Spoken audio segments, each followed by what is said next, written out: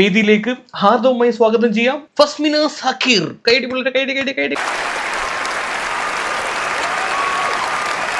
ഉഡായി പാപ്പുകൾ promote ചെയ്യുന്നതിൽ അഗ്രഗണ്യാണ് ഫസു, പ്രത്യേകിച്ച് betting app. എന്റെ കർത്താവിശംശിയായേ ഇങ്ങനെയുണ്ട് ഒരു ആക്രാന്തം. ഒരു കാലത്ത് പുള്ളിക്കാരത്തി ഇടുന്ന വീഡിയോസ് മൊത്തം ഈ ബെറ്റിംഗ് ആപ്പിന്റെ പ്രൊമോഷൻ ആയിരുന്നു. പിന്നീട് ഈ ബെറ്റിംഗ് ആപ്പ് ഇട്ട് കഴിഞ്ഞാൽ ഇൻസ്റ്റാ അക്കൗണ്ട് തന്നെ അടപടലം അടിച്ചു പോകുമെന്ന് മനസ്സിലായതുകൊണ്ട് ഇപ്പോൾ അതിന്റെ പരിപാടിയില്ല. ഈ വേണ്ടാത്ത കാര്യങ്ങൾ പറയല്ലേ. വരുമാനം നിലച്ചു. ബെറ്റിംഗ് ആപ്പിൽ നിന്ന് അത്യാവശ്യം നല്ല വരുമാനമൊക്കെ കിട്ടുന്ന ഒരു സാധനമായിരുന്നല്ലോ. കരച്ചിലുള്ള റീൽസ് ആണ് ഫസുവിന്റെ മെയിൻ ഒരു കോണ്ടന്റ് എന്ന് പറയും.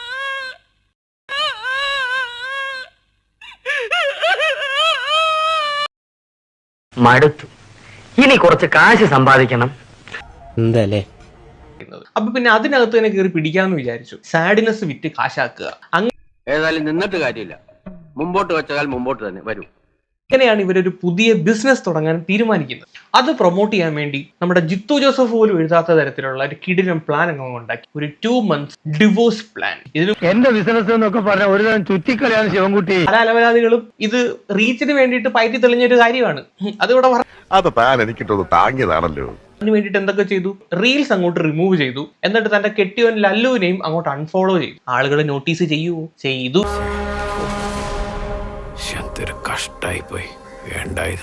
കണ്ടവന്റെ വീട്ടിലെ തൊട്ടിത്തരം കാണാൻ നിൽക്കുന്ന ആളുകൾ നോട്ടീസ് ചെയ്യും. അവരെന്നാലും എന്താ ഇങ്ങനെ അൺഫോളോ ചെയ്തത്? ഇങ്ങനെയുള്ള ചോദ്യങ്ങൾ ഉയർന്നു. ഇനി അവരടിച്ച് പിരിഞ്ഞോ? കമന്റ് സെക്ഷനിൽ കമന്റ്സ് വന്നു. എന്താണ് വിചാരിച്ചത്? ഞങ്ങൾ പൊട്ടന്മാരാന്നാ?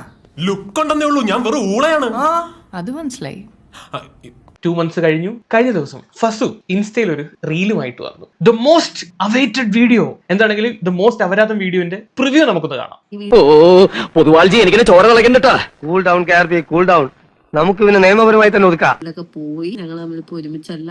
പ്രിവ്യൂ തന്നെ കംപ്ലീറ്റ് സാഡ്. അത് കാണുന്ന പലർക്കും തോന്നും ഇവര് അടിച്ച് പിരിഞ്ഞു പോയെന്ന്. പാട്ട്, ഡാൻസ്, കൂത്ത്, എനിക്ക് അപ്പോഴേ തോന്നി.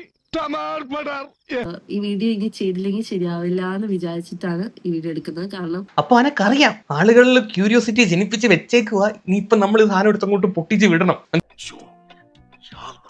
പഠിച്ചവന്റെ തലയിൽ തേങ്ങ വേണമെന്ന് പറഞ്ഞാൽ ഇടിവെട്ടിവന്റെ തലയെ പാമ്പ് കടിച്ചെന്ന് പറയടേ. എന്തുകൊണ്ട് അതിനെ പറ്റി ഒന്നും സംസാരിക്കുന്നില്ല? നിങ്ങള് ആളെ പറ്റിക്കുവാണ്, എന്തൊക്കെയോ ഫുള്ള് സീൻ. ആളുകൾക്ക് തന്നെ അറിയാം നീ ഉടായിപ്പാണെന്ന്. പാസു, ഇവൻ ഞാൻ ഉദ്ദേശിച്ചതിനെക്കാളും തറയാണല്ലേ തത്തറ.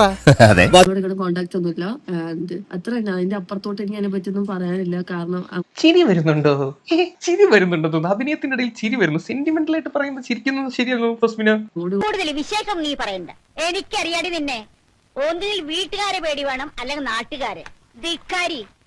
അത് ചോദിക്കാണ്ടിരിക്കുക. ആൻഡ് ഇനി അടുത്ത റിലേഷൻ, അപ്പൊ അവര് പിരിഞ്ഞു കേട്ടോ. അല്ലെങ്കിൽ പിരിഞ്ഞ് തൈര അടുത്ത റിലേഷൻ നോക്കുന്നുണ്ടോ, വേറെ കല്യാണം കഴിക്കുന്നുണ്ടോ എന്ന് ചോദിക്കുന്നവരോട് നല്ല ആളെ കണ്ട അപ്പൊ പ്രതീക്ഷയ്ക്ക് വകയുണ്ട്.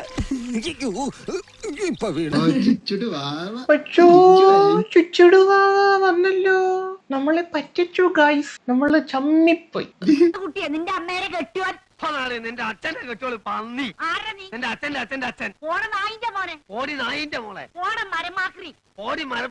ഗ്യാസ് എടുത്തോണ്ടല്ലോ കളിക്കലുള്ള കാരണം എന്താന്ന് വെച്ച് കഴിഞ്ഞാല് ഞങ്ങളൊരു പുതിയൊരു ബിസിനസ് ലൈക്ക് ഒരു സംഭവം സ്റ്റാർട്ടപ്പ് ചെയ്യണ്ടേ. അപ്പൊ കാണിക്കരുത്.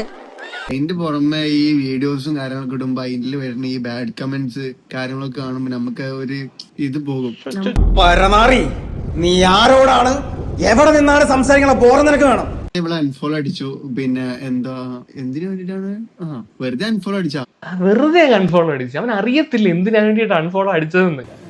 ഉളുപ്പില്ലാത്തവനായാൽ പിന്നെ ആസനത്തിൽ ആല് കിളിർത്തതുപോലെയല്ലേ ഇത്തരക്കാർ.